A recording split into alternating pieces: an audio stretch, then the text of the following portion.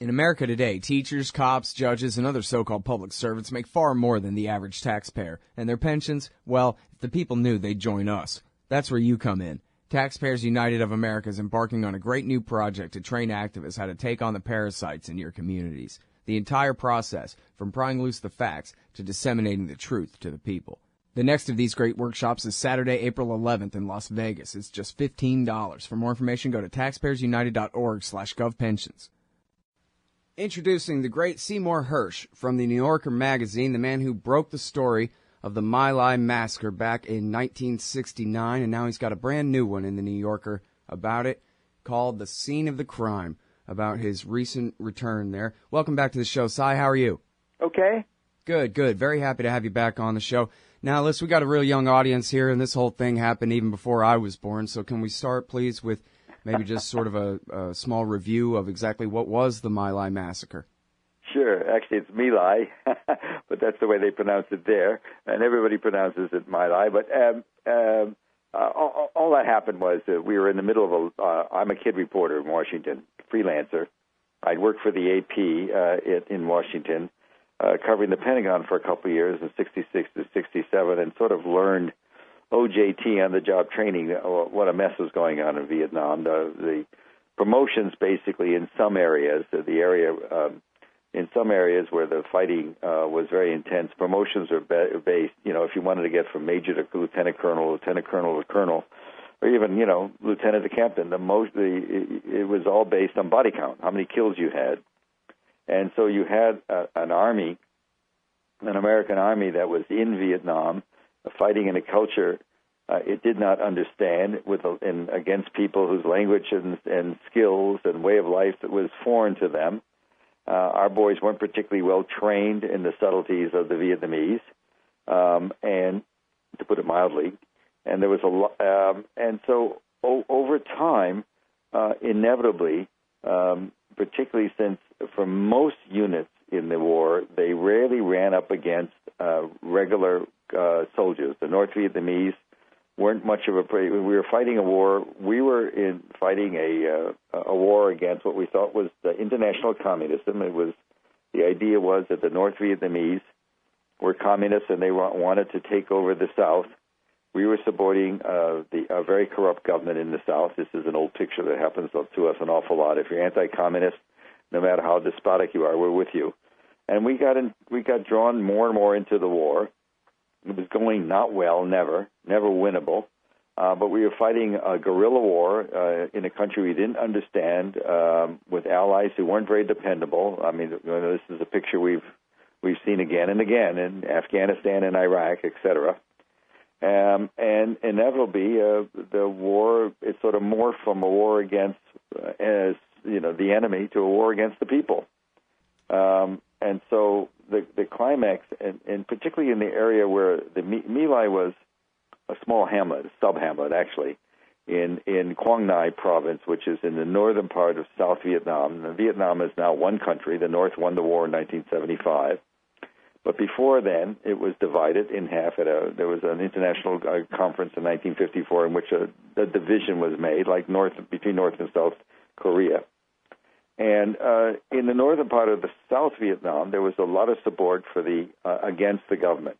Many of we call the people the guerrillas we were fighting the Viet Cong for Vietnamese communists, but many of them were nationalists. They weren't interested in communism as much as they hated the South Vietnamese government. There was also a religious component. Many Vietnamese were Buddhists, and the controlling government was Catholic. And so there was a series of complicated issues, wrong day, wrong side, wrong day. Anyway, one day there was a very violent war, and particularly in three provinces, Quang Ngai, Quang Tri, and Quang Nam, which were basically marked, in some areas they were marked on American maps with in pink for communists, for red. It's hard to believe now that we were so adamant and so ignorant, but we really thought that if we didn't stop communism, if the North Vietnamese communists took over the South, it would be the beginning of what we call the domino theory. All of Southeast Asia would fall to the communists, etc., Thailand, etc., Laos, Cambodia. And the only problem with that thinking, of course, is that Vietnam and China And also, it would mean that Chinese communism would also be very much more important. All that stuff factored into our decision to put 500,000 men into the war. We lost 58,000 in the war, and the Vietnamese in the war lost anywhere between 1 to 2 or more than 3 million.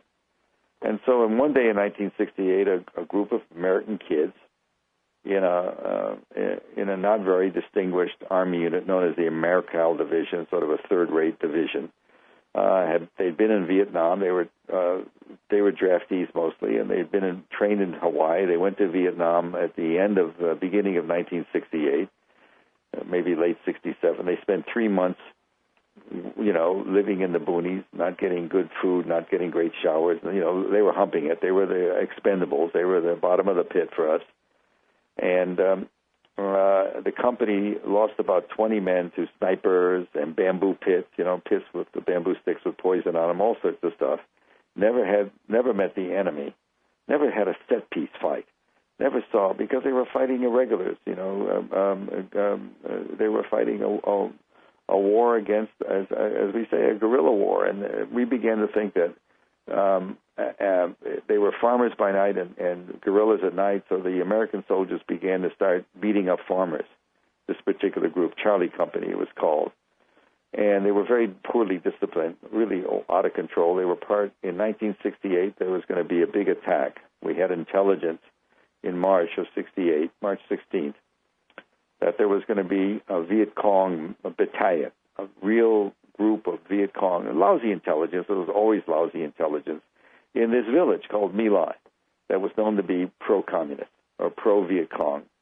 And so this company, part of a task force, there were 2 companies that went on an attack, but Charlie Company, the one that did the atrocity, one of the companies that did it, Charlie Company was given a briefing that said, you're going to meet the enemy, take no prisoners, all the civilians will leave in the morning. It's just phantasmagorical stuff.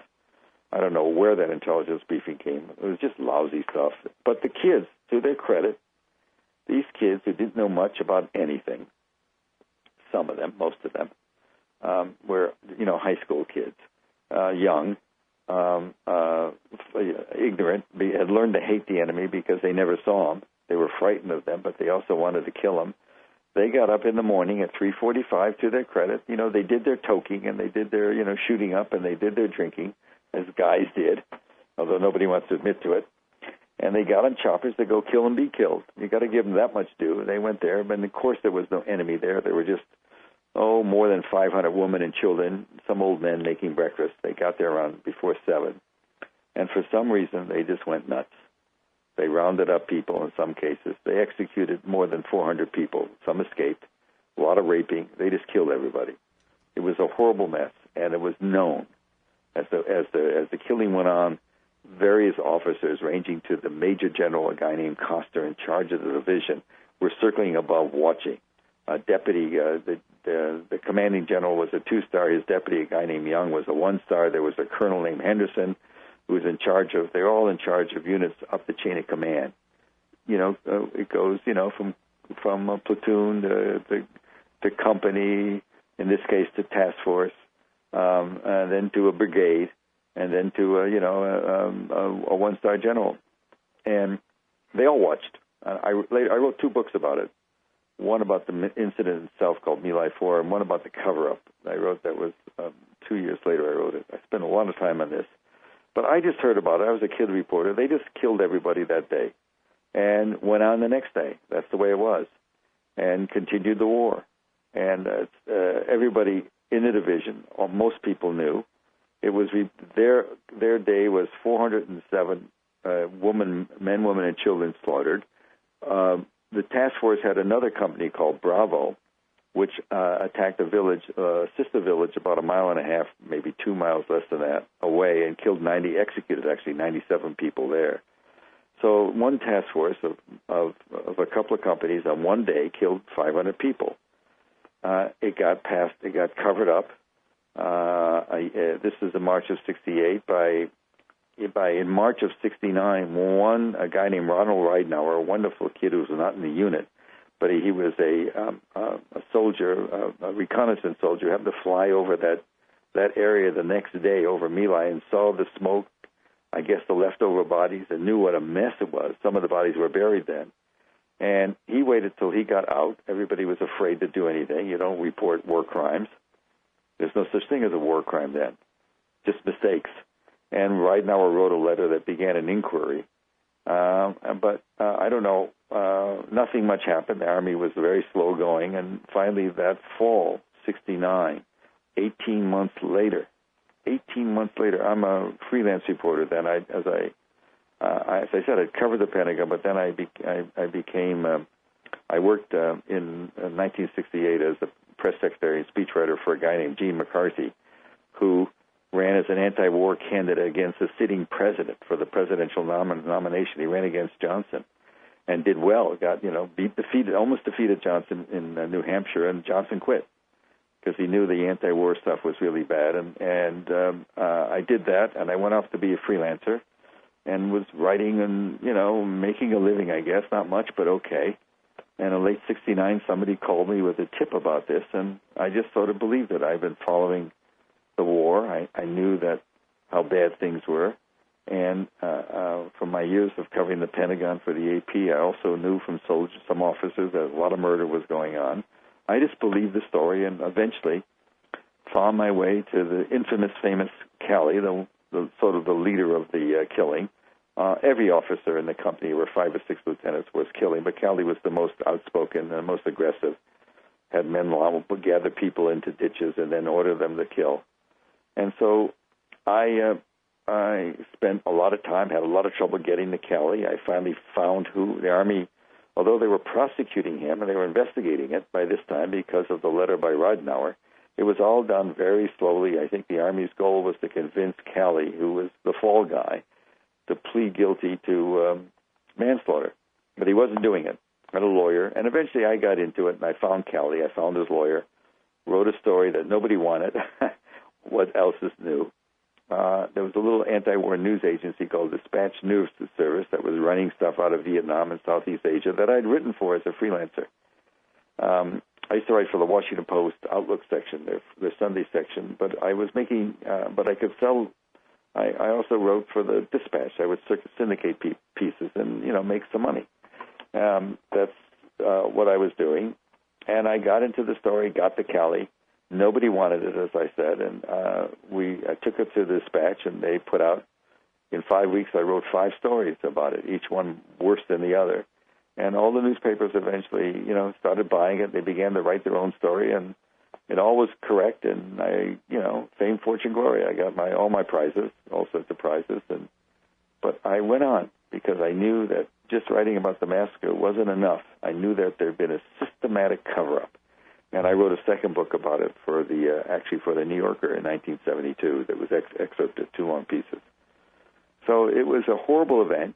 The Army's the charge against Calley was initially that I found a piece of paper that said he was accused of killing 109 Oriental human beings, which is a really strange thing to say, as if somehow 10 white human beings equal 1 Oriental. As soon as I wrote it in the first story I did about Calley, the Army changed the charge to killing 109, or was 111 human, deleting the word Oriental. A very racist idea. But so was the war.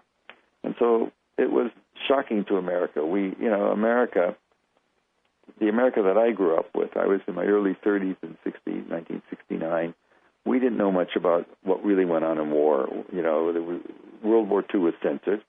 There was a wonderful book written by a Yale professor named Paul Fussell on the censorship, years earlier, on the censorship of World War II. We didn't see pictures of American dead. We didn't see pictures of the burned and maimed Germans and Japanese we killed. We didn't see that. We weren't allowed to see those pictures. So we really didn't have a good sense of war.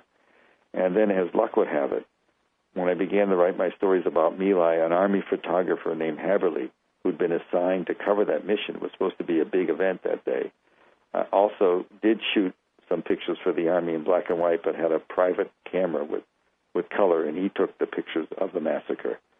Unbelievable pictures that when I wrote my story, he gave them to the Cleveland Blaine dealer.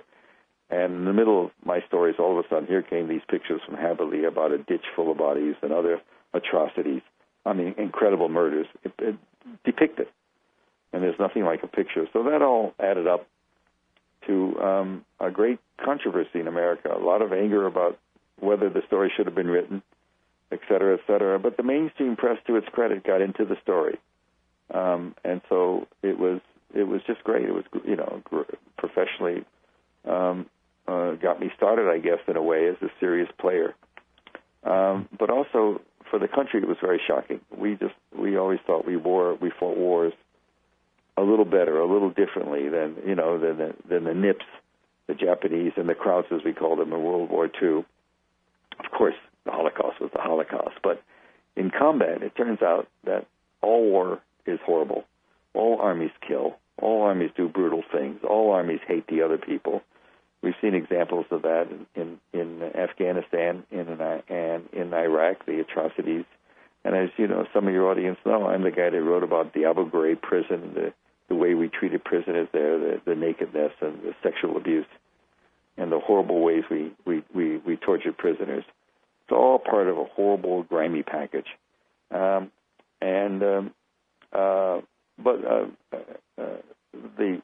As awful as My Lai and traumatic as it was for America, as awful as Abu Ghraib was in 2004 for most Americans and shocking, My Lai was probably even worse because we really just didn't know how bad it was and how brutal we could be. We always thought American boys had a higher standard. So it's receded in memory now, although I will say this piece I did is being tweeted all over. There's a lot of bounce to it. There's a lot of sort of residual historical interest in it. As you know, it's called Return to the Scene of the Crime. Right. Now, well, there's a lot to go over there, but I guess, first of all, about the import of the story then, I mean, I guess I'm aware that a lot of the right kind of rallied around Cali and said it's no big deal, but I think you kind of make the point in the piece that this really was a big deal for the anti-war movement in the United States of America, that this was kind of a turning point, sort of like when they found out about the secret bombing of Cambodia, that kind of thing. Well, it's interesting because I wrote this story in late '69, November and December, and by '70, the campuses were going crazy. If you remember, there was some of your young kids would even know that in May there was a demonstration at Kent State University, and National Guardsmen actually shot 4 student demonstrators. They panicked out, and so it became a big thing in terms of the anti-war movement. This kind of atrocity, no question. Absolutely, it was and you're right. There was a tremendous amount of visceral support, particularly in the South. Cali was a Southern boy. He'd been in Florida. He was went to junior college in Florida. I think he was out of North Carolina. In any case, Lieutenant Cali, who was the only one who spent time, 14 officers ranging up to a 2-star general were accused of various problems, dereliction of duty. But Cali was tried. He went through a court-martial. And in, I think, May, in the spring of 1971, a year and a half after the first stories, Cali was found guilty of the murder of 21 innocent civilians by his peers, by an army jury composed of senior officers, not all seniors, but majors and lieutenant colonels, etc. And so all of the feelings that many people had that this was unfair, that Cali was only doing his job, and all this stuff about mass murder was an exaggeration, sort of disappeared. My story had some impact, but the actual conviction of Cali. After that, Richard Nixon, the war was over, basically. Richard Nixon had been able, the president who replaced Johnson, Nixon had been able to rally what he called Middle America. You could say, I need your support. But after this, Middle America was gone. They supported him on the war, and it turned out we were mass murdering people. So I think cumulatively, what I wrote, but also the Army's prosecution of Cali and conviction, that made it a dead man walking. Right. All right, now I just wanted to read this very small portion of the piece so that people understand here. You say 504 victims from 247 families. 24 families were obliterated, 3 generations murdered with no survivors. Among the dead were 182 women, 17 of them pregnant. 173 children were executed, including 56 infants, and 60 older men died as well, were killed as well. Little bit of a taste of what that number really means when you say 407 killed. Yeah, those are 407 individual human beings, all right. Now, let me ask you about Cali and the actual massacre itself. He obviously, as you say, he was the only one prosecuted for it. But you mentioned the generals were flying around in the helicopters above, and in the story you say that at first they just had at least one group of villagers kind of rounded up and held under watch in the middle of a village for a while. Cali walked away. He came back and said, "Okay, kill them all." And I wonder whether you think, or do you know, whether those orders came from anyone above him or not, or it was just he decided, let's go ahead and do this. Well, let's put it this way. You know, that's an amazing moment, because there was a young boy named Milo. What made the story, and Paul Milo was somebody I heard about when I began to do the story, because he was a farm kid from New Goshen, Indiana, got drafted. I talked to his brother the other week before the story ran, and his brother told me that his brother was afraid of blood. I mean, he was the last guy to go to war, but he was drafted and he went in.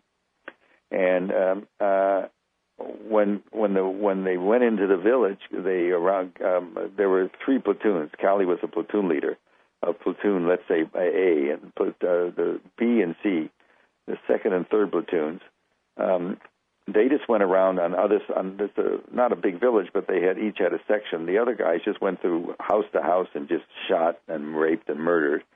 Cali rounded up people and put them by a big ditch and told Paul Milo to take care of them. So Milo and another young boy from Texas did what American kids do. They had a bunch of kids and women they were supposed to take care of. They gave the kids candy, and they horsed around with them, played little games with them, and told the woman where to sit. And Cali came back and he said to Milo, "What are you doing? I told you to take care of him." He said, "Well, I am." He said, "No, I mean waste him." And Milo was stunned, and I didn't know this when I first did my reporting. I only learned this when I went back to it. I went back to My Lai. I didn't want to go. I'd been to Vietnam as a journalist for the New York Times a couple of times during the war in Hanoi and in Saigon, but I never wanted to go back to My Lai. I just didn't want to. But my family for 30 years been pushing me hard, and finally I said, okay. It's a great tourist place now, Vietnam, and so we went, and I spent a couple of days at the My Lai. It was very tough to do, but I went to the village, and it reminded me of all these things. And Cali told Milo, waste them, and Milo began to cry, but he did it. He shot bullets into them. And so, and all of this, as you said, is being observed by officers, all of whom in real time covered it up. And the general whose name I mentioned, General Coster, by the time my stories got written a year and a half later after this event, was going to be promoted to a 3-star lieutenant general, and was at the time, get this, commandant of West Point, the military, the Army's elite military academy, where most of their future generals go through their college education and early military training. So it was a huge friggin' mess for the military, plus the fact that so many senior officers were obviously aware of it. The story was, even though many knew what was going on and many knew how bad it was in real time, there were one helicopter pilot saw what was going on and landed and actually had his gunners put their guns on Lieutenant Cali. He was going to throw a grenade into a ditch full of people, and instead he put his head. They traded, and they're broadcasting this. It's on the airwaves. It's on the radios in the headquarters, and everybody else listening can hear this conversation. He tells Cali if he makes a move to go another move, he's going to kill him. He's going to have his gunners open up on him, and he takes the Vietnamese hiding in a ditch and flies them out. It was a small gunship. He made a couple of trips to fly them out to safety, the civilians. All of this was reported. All of this was a mess. Mm-hmm. And yet, a day later, the official report on the front page of the New York Times, as relayed by the command in Saigon, was big victory in the village of My Lai. They called it Pinkville. 128 Vietnamese Viet Cong killed, 3 weapons captured, all in the front page. So it was just a mess. Yeah, Hugh Thompson Jr., that helicopter pilot, and that's what really stopped the massacre at that point, right? Was his intervention? Well, it was sort of, they were done massacring. There weren't many left because 100 people or so escaped and fled, but the others had just killed. It was hard to believe because Army units had gone through the village before and not done this. But this, one of the things you have to know is that there was nothing of this scale before, but killing 60, 40, 80, 100, as happened in the sister village, was going on all the time. Right. Going on all the time. That was one of the things I wanted to ask you about. There's this new book by Nick Terse, Kill Anything That Moves. Sure. And he talks about this. Nick did the book a couple of years ago. Right. And, yeah, not that new, but relatively new, where he's gone through and he got all the documents from the Army war crime investigations. That's where he found it. And he basically he says My Lai is exceptional because it became such a big story because of Hersh's reporting and because it was so many people killed just in one spot. But otherwise, people should understand that the Vietnam War was basically a My Lai massacre every day. Well, and Nick wrote about other horrific areas in the Mekong Delta and elsewhere, other areas where there were incredible. Here's the issue. The issue was, and this is something that Nick writes about too, is the issue was that in Vietnam there just was no such thing as a war crime. Apparently, there was a violation of rules, but the idea that you would walk into a village and slaughter everybody, well, that wasn't a war crime. That was just a mistake, over-aggression. And there was something that emerged from the war called the MGR, the Mayor Gook Rule, which was a basic defense to, if you were caught killing somebody, the Vietnamese, well, they were merely a gook. Mayor Gook Rule, it was called. It was an informal sort of explanation. And so if you're a company commander, let's say, you're a captain, you want to make major, and this is the only life you're going to have, you're not on the outside, you're not going to be able to cut it. You didn't get through college, but here the Army's helped you out and made you a captain. And your guys have gone off and killed everybody. You had 2 options. You could begin a war crimes investigation and ruin your career and everybody in the chain of command. Or you could simply do the best you can, cover it up, and find some number to report that's high, like 128 Viet Cong, that'll help your career. And that's what happened. That was the choice that happened. I'm afraid to say the same kind of stuff. We're not talking about the same degree of killing. But on a day-to-day basis, there certainly hasn't been enough prosecutions of war crimes or suspected war crimes in Iraq in the Afghan war. A lot of bad stuff happens. It happens in all wars. There's nothing special about Americans in that. And, we'd like to think there is, but there isn't. We have a lot of good guys who fight the war right.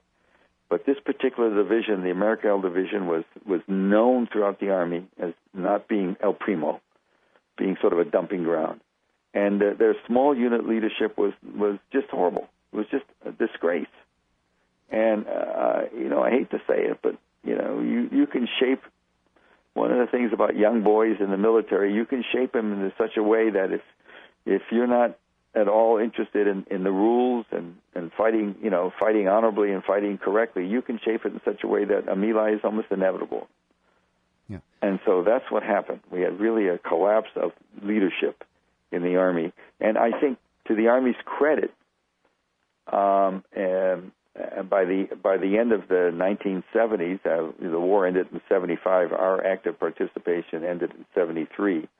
But by 78, 79, they had some better leadership, and some of the younger officers recognized that. I used to go speak to, after I did the My Lai stories and the books, I would go talk to renegade lieutenant colonels and majors who wanted to change the system and change the way it worked. And there were a group of dissidents in the Army who did get some change. They got better leadership, so it did get better. But inevitably, when you're in the kind of war we are, the same sort of, it's not as if we have much of a learning curve. When you're in Iraq or you're in Afghanistan, you're fighting in a country and you don't know the language and you're not particularly coached in the culture. You don't really, we have tremendous problems with our soldiers who, in the Arab world, you don't You don't go into a house without being invited. You don't go into the women's quarters without, you just don't go. You're not invited. You're not there. And you certainly don't go through their personal effects. You don't go looking for whatever they look, guns, by tossing through clothes in the women's quarters. And we make, we just do culturally despotic things that turn people.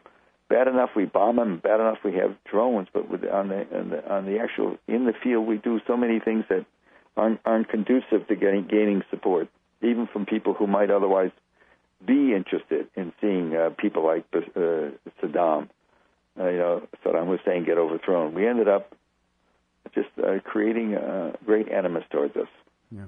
Now, I'm going to have to go in 2 minutes. Is that all right? Okay, yeah, sure. Let me ask you, I guess, just one more question then, finally. Is it really right that Lyndon Johnson and Robert McNamara knew all along that the war was pointless and hopeless? Well, certainly Johnson didn't want to know that. McNamara, I think, I do write about quite a bit about McNamara in the end.